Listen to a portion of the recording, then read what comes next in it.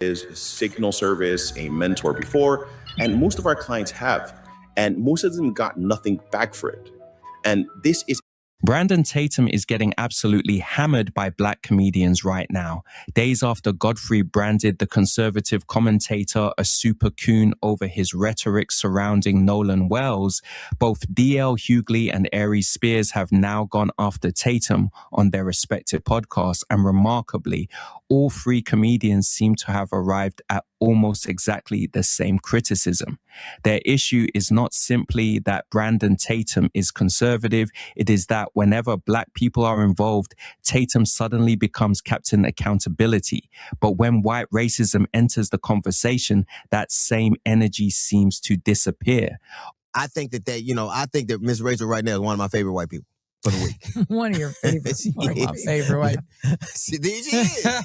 That's what got a favorite crackhead. I was just about to say your favorite crackhead is a white man. Man, Your favorite. I'm scared to ask what's next. The whites is having a pretty good little run right now. They're running the board. I'm telling you, I would trade right Miss now. Rachel and Nancy Grace for Brandon Tatum and Stephen A. Smith today. Trade. And speaking of Brandon Tatum, this dude is always, why don't you debate me? Who told this feeble-minded imp that he was bright? Now, I ain't no wordsmith, but this dude mangles words. Did you see when he was talking to Nancy Grace, he told her, I don't know the ideology. No, that's not, it's me with methodology, dickhead. This whole dude's premise is that I was a cop and I was on the street. You were on the streets of Tucson. Yes. The stanking streets of Tucson. You know, when he left, you know what Tucson is a city. It's a growing city, obviously. It has 500,000 people. You know what percentage of black people Tucson had? 3.6%.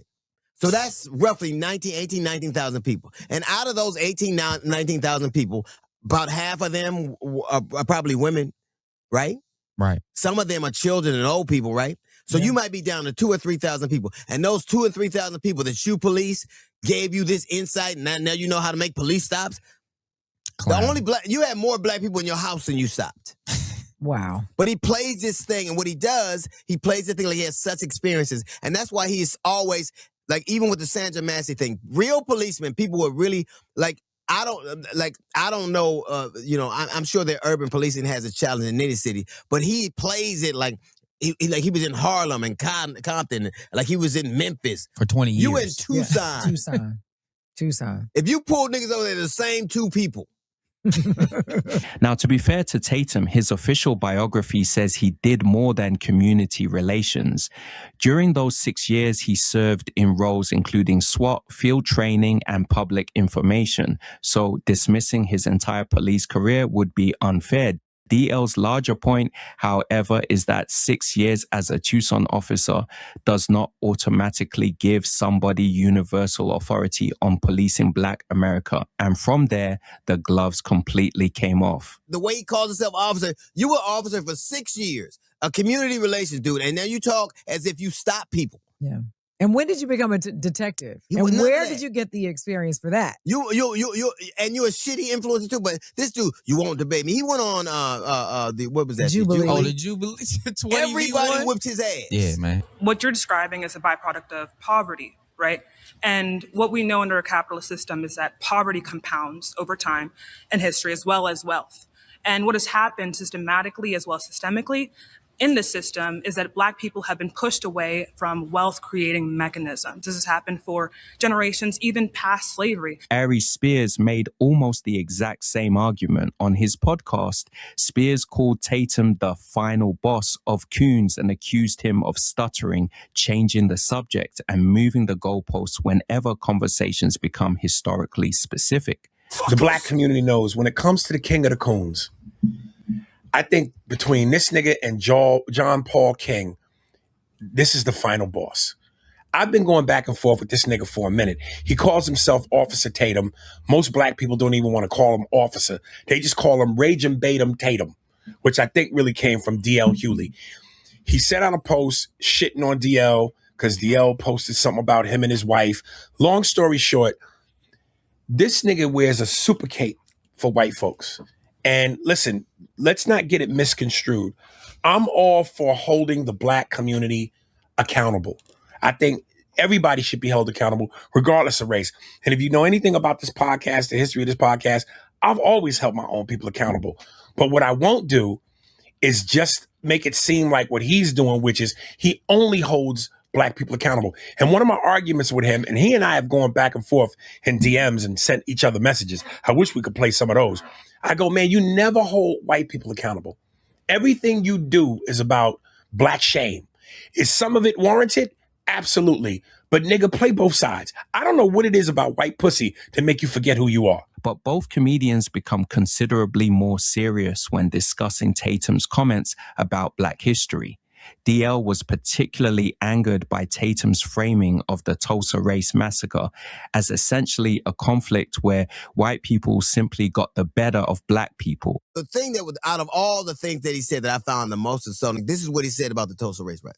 Are we on the same page of what happened in the Tulsa riots? Tulsa race war? It depends. What do you think happened? Well, I know what happened. There was a conflict between black and white people. There was a fight between the two.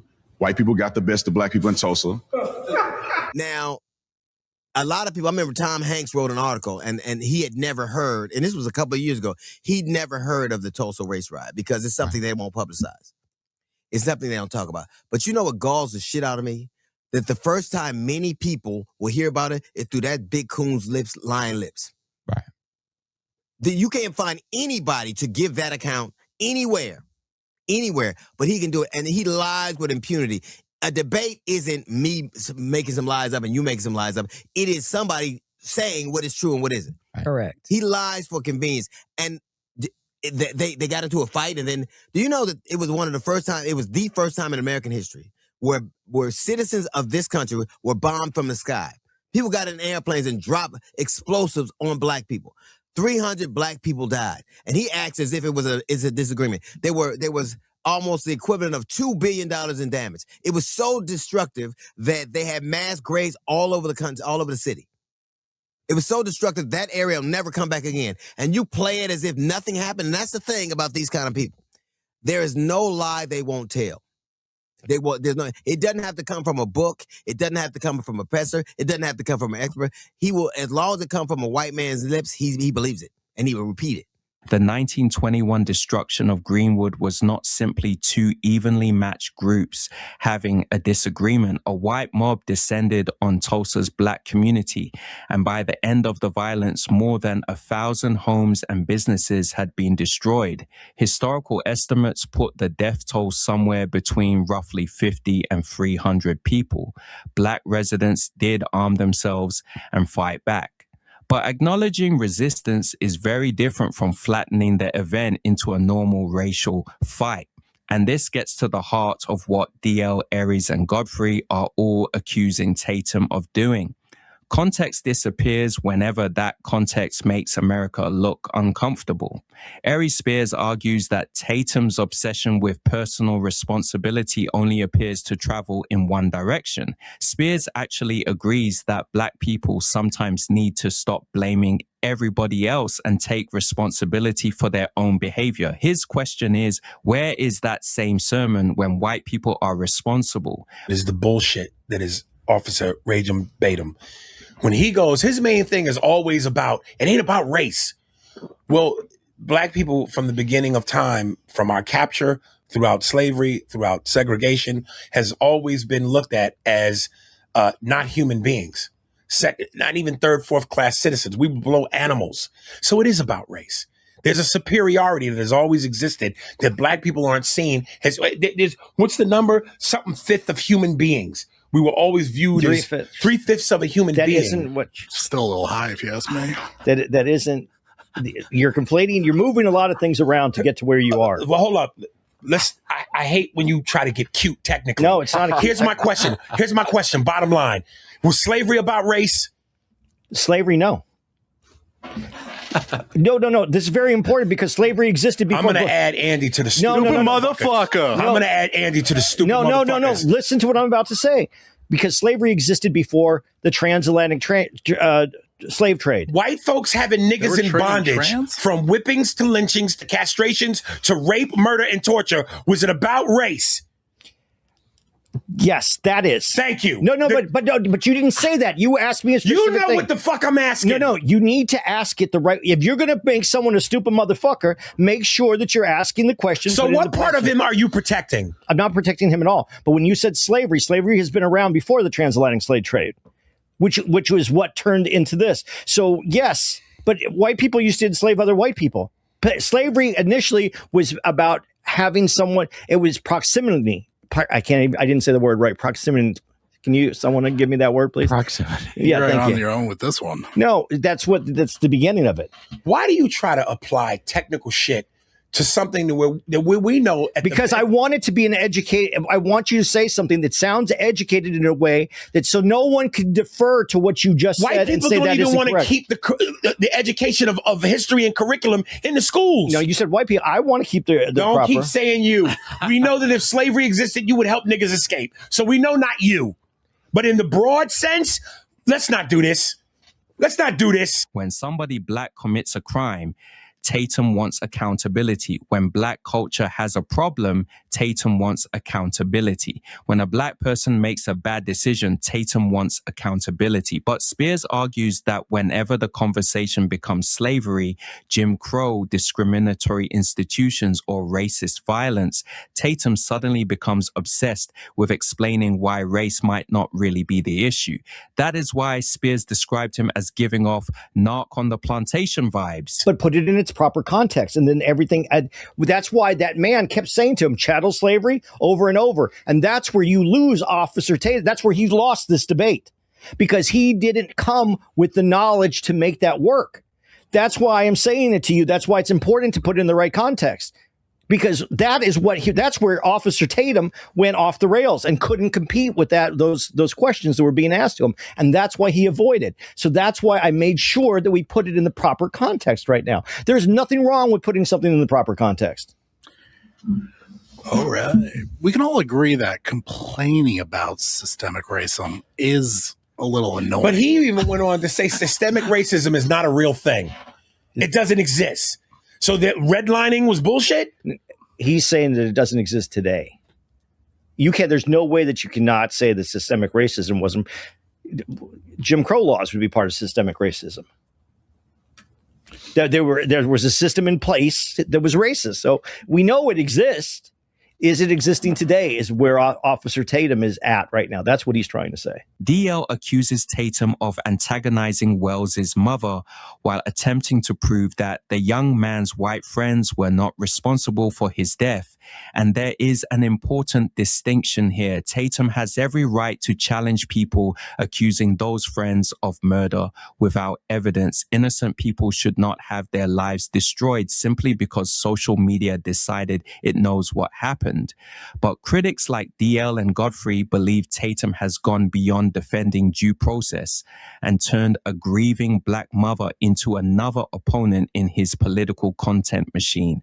That is where this starts looking ugly. Even Nick Fuentes, hardly somebody DL Hughley would normally cite approvingly, has attacked Tatum from the right. This dude is arguing for people on their word. Right. He didn't see it. He wasn't there. He is arguing for people, and that is what he does. He takes the lies of white dudes right out of hand. Well, I don't care if it's in a book. I don't care if it's an expert. I don't care if it's a committee. If a white man said it to this idiot, it's true. Right. But he doing such a bad job. Nick Fuentes was like, "Oh, nah, man, we don't need you out there doing our work." This is what Nick Fuentes said. Going for nigga 6, 7 cent, $20. Brandon Tatum got to be one of the biggest retards with his Israel stance. The guy had nothing to refute Myron. Myron hit him with fact after fact, and he had absolutely nothing other than a disagree, and that's not true. Spoiler, it was true. Dude sold out to Israel for 5 fans in a Snickers bar. Pretty sad. Stay safe, Nick. Thank you, man. Yeah, dude, he's a coon. That is a straight up coon. That's just what he is. He does it for free. He goes, I don't take money from Israel. I don't take money. Oh, you do it for free then? Wow. Wow. Good boy. Good boy. Wow. When you That's can't bad. coon enough for him. That's bad. Right. When a Mexican white supremacist calls you a coon. You're like, yo, we got no use for you. You out here making us look bad. You ain't even white. You can't coon enough. So I'm like, That's Like he acts as if, embarrassing. and you know what? Every time he's on one of these, he's loud and wrong, and so I think he's probably obviously a big guy. Hughley brought that up almost as evidence that Tatum has somehow managed to become politically homeless enough to get called a sellout from multiple directions. And now Godfrey, D.L. Hughley, and Ari Spears are essentially making the same accusation. They do not believe Brandon Tatum is dangerous because he disagrees with black liberals. There are plenty of black conservatives who do that. Their argument is that Tatum appears to require black failure for his political character to work. I dare you to let me build you a completely free e-commerce store preloaded with 20 handpicked products that are